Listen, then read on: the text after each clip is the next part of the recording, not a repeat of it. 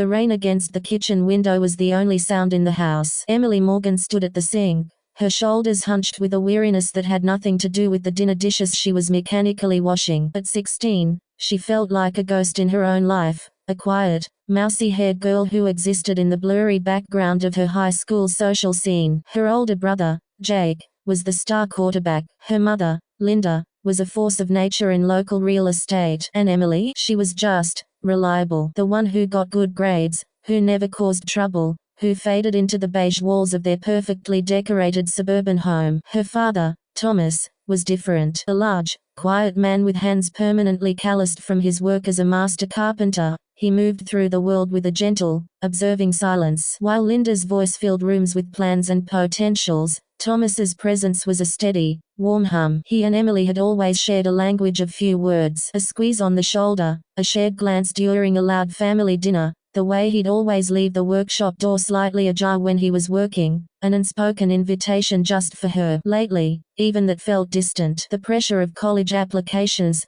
the invisible weight of trying to find a thing that made her special, had pulled her into herself. She felt like a blank page in a family of best-selling novels. One Friday evening, after a particularly crushing day where her attempt to join the school newspaper had been met with a polite but dismissive "we'll keep your writing samples on file," Emily retreated to the garage. Not the main bay where the cars lived, but to the side door that led to her father's sacred space, his woodshop. The smell hit her first: sawdust, pine, linseed oil, a scent that equaled comfort. He was at his bench, his broad back to her, focused on a piece of cherry wood, his planer moving in long, whispering strokes. He didn't turn around. "Bad day?" he asked, his voice a low rumble. "The worst," she whispered, her throat tight. He nodded, set the planer down, and wiped his hands on his apron. He walked to a heavy, old cabinet bolted to the wall, a piece he'd built years ago. He unlocked it with a key from his keyring, a key Emily had seen but never asked about. From within, he pulled out not a tool, but a flat,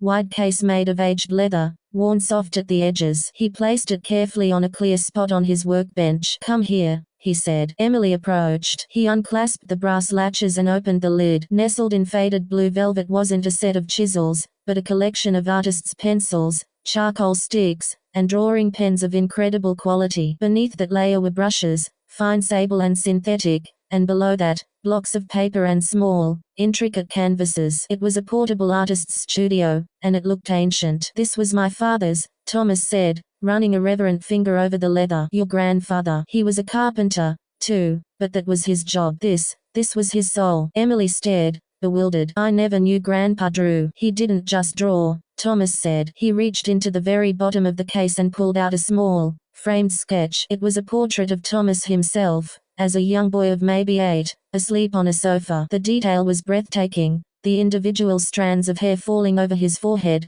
the texture of the knitted blanket, the utter peace on the sleeping face. It was more than a sketch, it was love made visible. "He could capture the life of anything," Thomas murmured. "A person, an old barn, a dog sleeping in the sun. He saw the world in lines and light, and he could put it on paper. It was a secret. Only my mother and I knew." "A secret? Why?" Emily asked, her earlier misery forgotten in a swell of curiosity. Thomas's face grew solemn. "His father, my grandfather, was a hard man. He saw art as a frivolous distraction, a weakness. He believed real men worked with their backs, not their fancy fingers. So, my father hid it. He found his joy in the quiet, in the moments between obligations. He taught me to see the world that way, to notice the curve of a bowl, the grain in a plank of wood, the way light slants through a window in the afternoon. It's why my cabinets have grace. It's why our house feels like a home, not just a showroom." He gave me that eye. "But the actual talent, the drawing," he said, "it skipped me." Thomas turned to Emily, his eyes, the same gentle brown as her own, now glistening with an intensity she'd never seen. "But I think it didn't skip a generation. I think it was just waiting." He took her hand, his own rough and warm. "Emily, do you remember when you were little, maybe 7? You found a charcoal pencil in my toolbox. You drew on the back of a sanding order." He let go, went back to the cabinet, and from a drawer produced a faded piece of paper. It was a drawing of their old dog,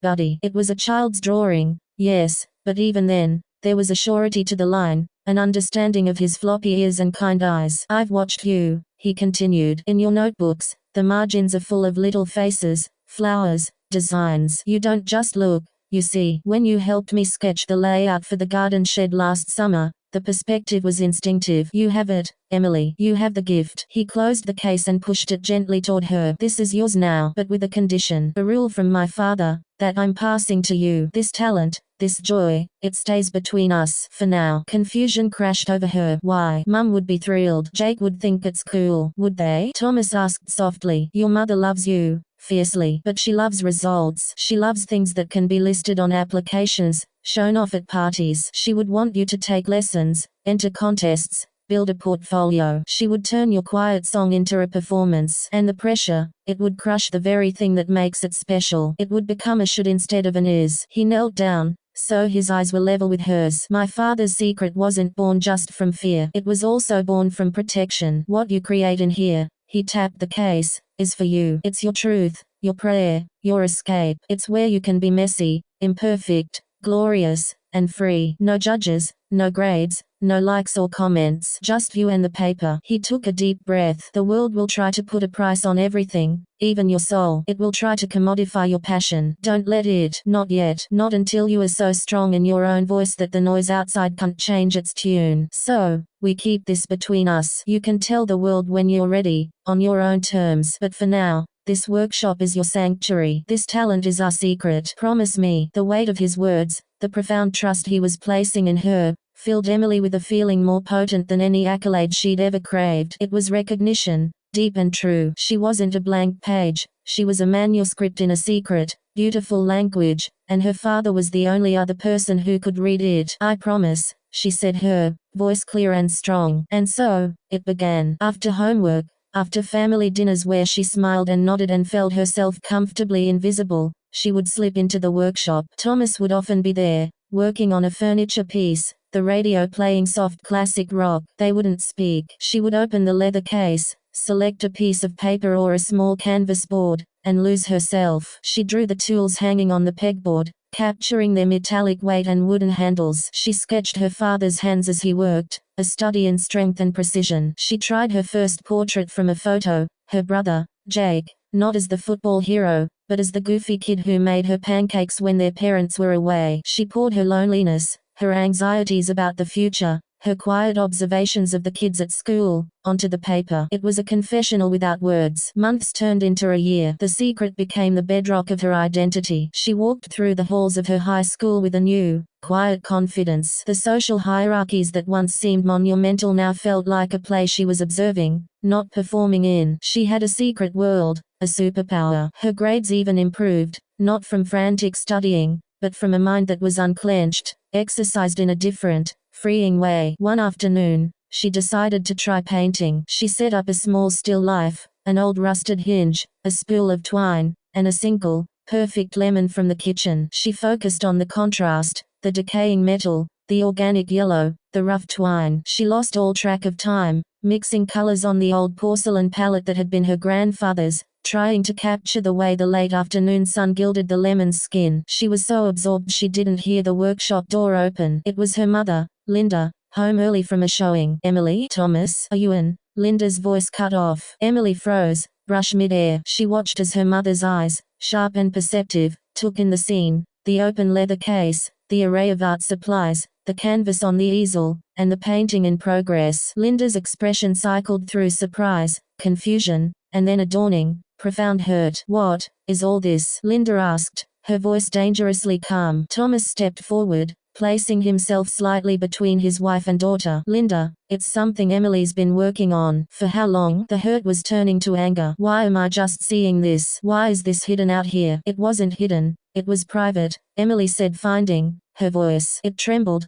but it held. Private? From your own mother? Linda's gaze swept over the painting. Emily, this is incredible. Why wouldn't you want to share this? We could get you proper lessons. You could enter this in the state fair competition. You could build an art supplement for your college applications. This could get you scholarships. Each sentence was a hammer blow on Emily's secret sanctuary. This was exactly what her father had warned against. The joy was being instantly translated into strategy, into currency. I don't want to enter it, Mum, Emily said, putting down her brush. Don't be ridiculous. Talent like this shouldn't be wasted. Hiding it away it's almost deceitful. Linda turned to Thomas, her eyes blazing. And you knew about this. You encouraged her to keep it from me. I encouraged her to have something that was just hers, Thomas said, his voice steady but low. Something without pressure, without an audience. To protect it from me. Linda's voice broke. The anger dissolved into raw, genuine pain. I am her mother. Everything I do, every push, every plan, is because I want the world for her. I want her to have opportunities I never did. And you too have this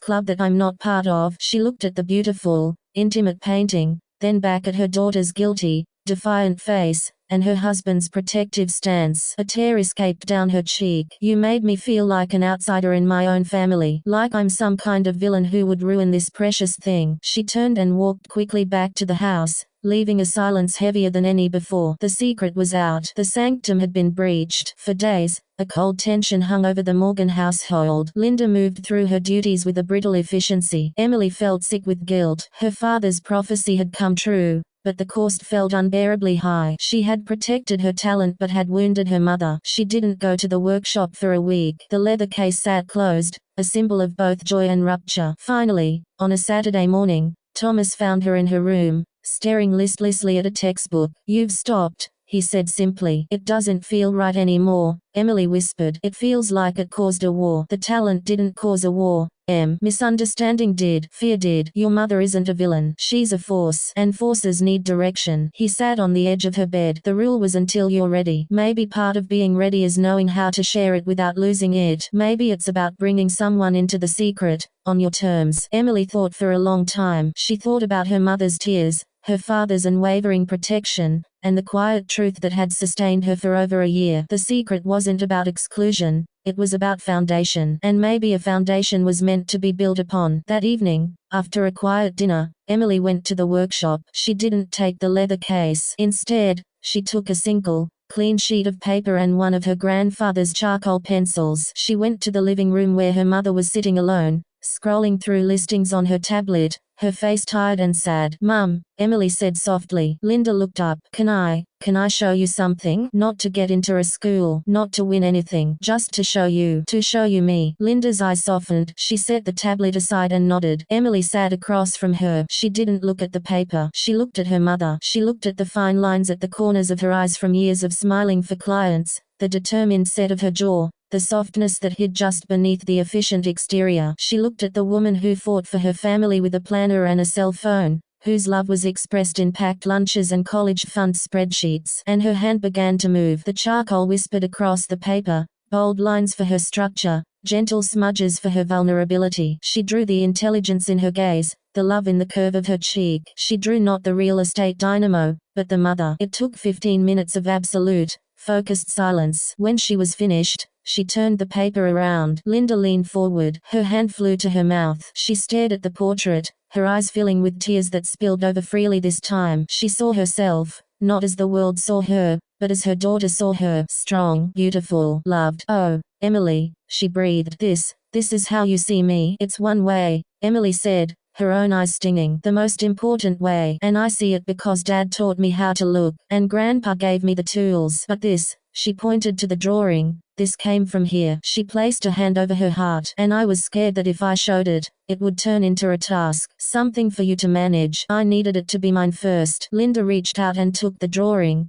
holding it like something infinitely precious. I am so sorry, she said, her voice thick. I just wanted you to shine. I wanted everyone to see what I always see. I know, Mum, and maybe someday they will, but on my time, in my way. This is my voice. I needed to learn to hear it myself before I let the world listen. Linda looked from the portrait to her daughter's face, seeing the quiet strength there, a strength she hadn't noticed because she'd been looking for a different kind of brilliance. She saw her husband's quiet wisdom in Emily's eyes. She understood, finally, that the secret hadn't been kept from her to hurt her, but to protect something fragile and sacred. Will you teach me? Linda asked, surprising them both. Not to draw, but to see what you see. From the doorway, Thomas smiled, a deep, warm smile that filled the room. The secret was no longer a wall. It had become a bridge. Emily still retreated to the workshop for her private sessions, her sanctuary intact. But sometimes, now, she would draw at the kitchen table. She illustrated her college application essays with small,